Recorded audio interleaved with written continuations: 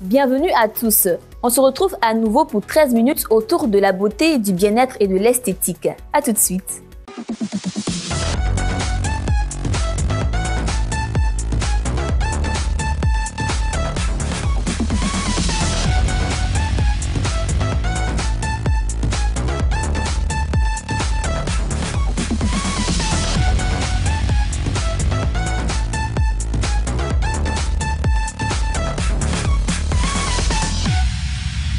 Au sommaire dans Infoglossy, il sera question du soin après rasage.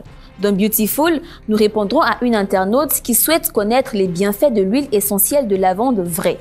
Enfin, dans Coup de pinceau, notre experte du jour réalisera un maquillage shooting sur ton blanc et gris. Nous recevons pour ce numéro une jeune dame entrepreneur. C'est tout pour le sommaire. Diplômée d'une école française spécialisée dans le maquillage, notre invitée se met très vite à son propre compte.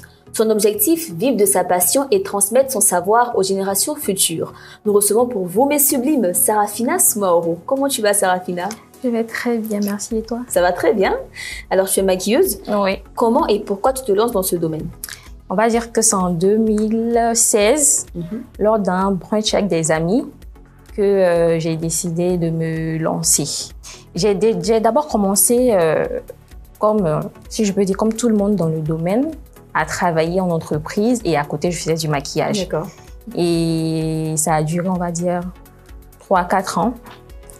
Et en 2019, en octobre, j'ai décidé de démissionner et de me lancer à 100% au maquillage. D'accord. En fait, tu as tout plaqué pour ta passion. C'est ça. Et j'imagine que c'est pas évident lorsqu'on prend cette décision. Oui, pas du tout. Parce que déjà, on est habitué à un salaire fixe. Oui. On est, on va dire, livré à nous-mêmes déjà. Voilà, je savais pas comment avoir des clientes, comment avoir les produits. Et c'est petit à petit que les choses se sont faites. Donc, j'ai commencé déjà par me former. Ensuite, j'avais de base, j'ai une formation en marketing et communication. Donc, on va dire niveau gestion de la clientèle et tout ça. J'avais déjà un acquis.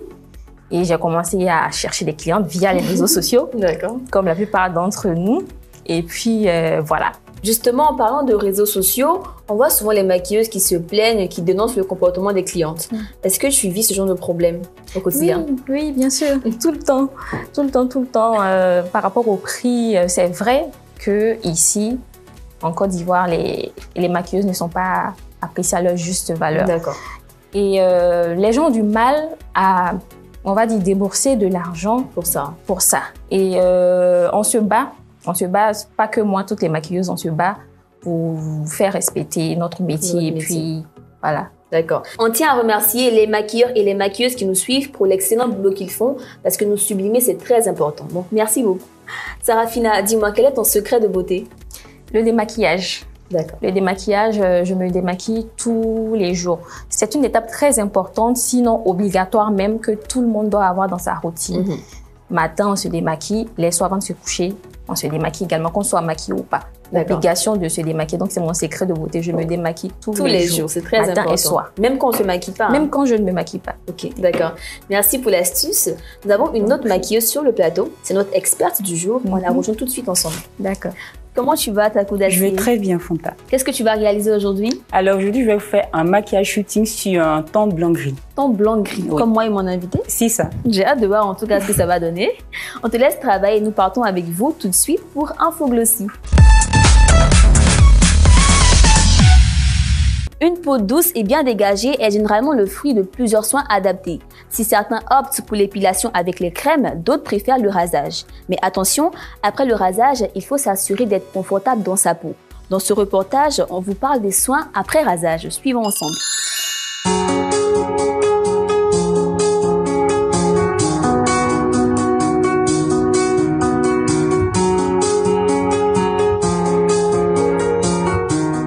Après le rasage, la peau a vraiment subi une agression. Donc, il faut lui envoyer des produits qui vont l'apaiser. Déjà, vous connaissez le feu de rasage, on a souvent cette sensation de brûlure. Donc, la première étape, c'est vraiment apaiser. Ensuite, on va chercher des produits qui vont assainir et avoir un effet astringent. Parce qu'on a coupé, nos pores sont ouverts, il faut pouvoir les refermer et empêcher les bactéries de rentrer.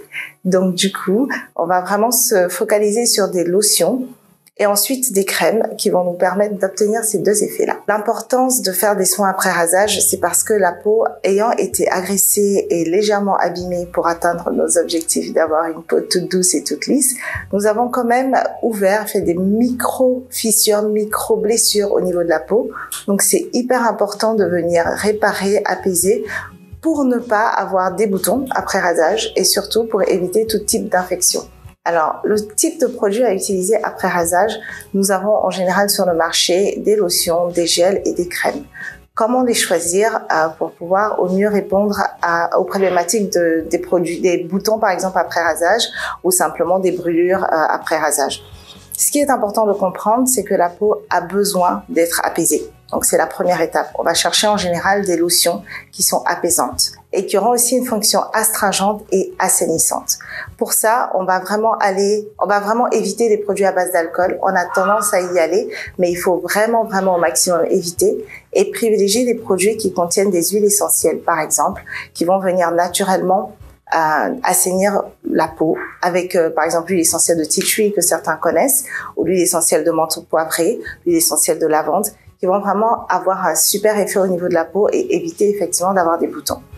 Mais ce qu'il faut comprendre aussi, c'est que les boutons après rasage ne sont pas uniquement dus aux bactéries ou simplement à la mauvaise hygiène.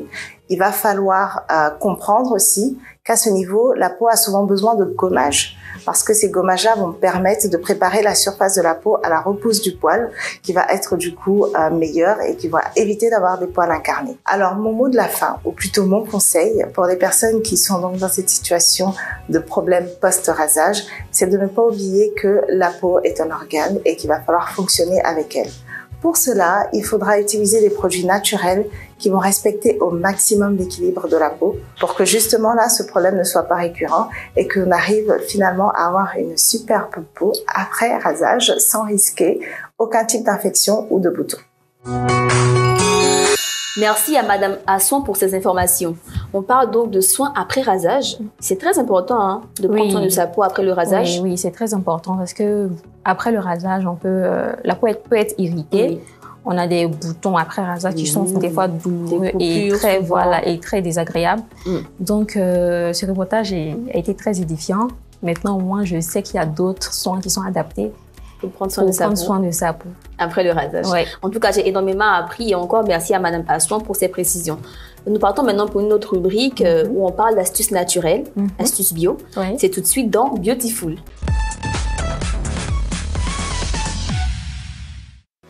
Nous recevons beaucoup de questions de votre part et c'est toujours un immense plaisir d'écouter vos questions et d'y répondre sur le plateau. Nous avons une question, on l'écoute.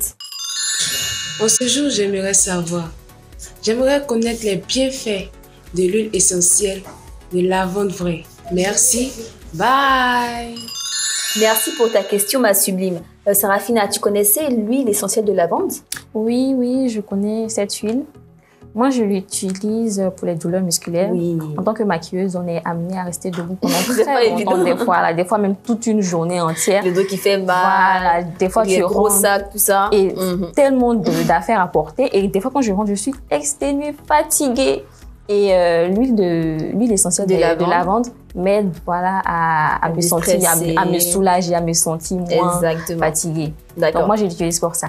Tu as raison, parce que cette huile est une référence en matière de beauté et de bien-être. Donc, pour ceux qui ne savent pas à quoi ressemble cette huile, la voici. L'huile essentielle de lavande qui est très utile pour lutter contre les problèmes de peau, donc les peaux abîmées, les boutons, les taches et aussi pour les cicatrisations difficiles. Lorsqu'on a une peau qui tarde à cicatriser, on peut donc appliquer cette huile-là pour accélérer un peu le processus. Elle est utile, comme je l'ai dit, pour les irritations, les boutons, tous les petits bobos de la peau. Et en plus, elle permet de repousser et d'éloigner les poux. Donc, quand on a des enfants qui aiment jouer souvent dans le sable et tout, et qui ont des poux, c'est bon d'avoir cette huile à la maison. Et à chaque fois qu'ils ont des poux, ça permet de les éloigner très très loin. Et une chose que j'adore à propos de cette huile, comme tu l'as dit, elle permet de se soulager, d'enlever le stress. Donc avant de dormir, si on a un contenant à spray, on peut rajouter un peu d'huile dans ce contenant-là avec une autre huile essentielle, ça dépend, et pulvériser un peu sur l'oreiller, sur le lit, et ça permet de dormir comme un bébé, je te rassure. Ça apaise. Oui, ça apaise, ça élimine le stress. Donc moi, lorsque j'ai une longue journée, rapidement, mon huile essentielle de lavande et je dors comme un bébé. Je vais tester cette astuce. Oui, ça marche. Voilà, c'est tout pour les astuces et c'est tout pour les bienfaits de l'huile essentielle de lavande. Saraphine, dis-moi, est-ce que tu as des astuces naturelles ou des conseils 100% bio à donner à nos internautes? Oui, l'argile blanche ou bien le kaolin qui est sur le marché. Je pense que nous, on adore. On connaît toutes le kaolin et on l'utilise comme masque. On le réduit en poudre. Voilà, on le réduit en poudre, même pas en poudre, même on peut prendre un morceau, mettre dans un petit contenant avec un peu d'eau. D'accord. On laisse bouillir. Lorsque ça devient pâteux, on met quelques gouttes de citron, on l'applique sur le visage. Mais je le conseille uniquement pour les peaux grasses parce que c'est un masque très très astringent. Ça va aider la peau à être resserrée, voilà. Exactement, resserrer les pores.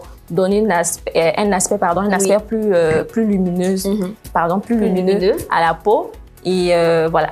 D'accord. Donc pour ceux et celles qui adorent le kaolin, sachez qu'on peut l'utiliser aussi pour le visage, pour les peaux grasses. Merci pour l'astuce, Saraphina. Notre experte est enfin prête et on va voir son beau maquillage qui matchait un peu avec nos tenues. Oui, super. Tout de suite dans Coup de pinceau.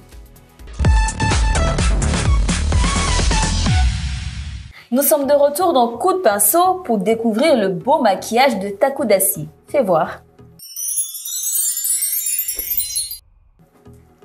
Waouh, c'est magnifique, hein, Saraphina. Elle est très belle. Beau modèle, on dirait une poupée Barbie noire. Oui. C'est trop beau ce maquillage. Dis-moi, quelle est ton inspiration pour ce maquillage? D'abord, comme j'ai dit, c'est un maquillage pour un shooting.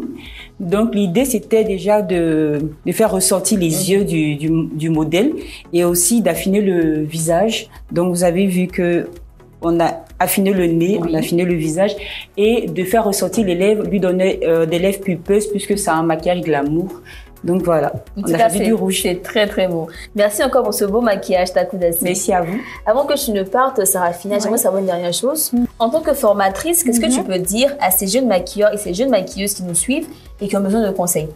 C'est déjà de se lancer, d'arrêter d'hésiter et de se lancer, de se différencier, parce qu'il y a tellement de maquilleurs et des maquilleuses en Côte d'Ivoire. Voilà, se différencier par son travail, se former, être à la recherche de l'excellence en fait. Parce que même moi qui forme, je suis toujours en train d'essayer, voilà, les dernières techniques. Il y a tellement de tendances. Aujourd'hui, on a une tendance, demain on a une nouvelle tendance. Donc, je continue de moi-même me former encore.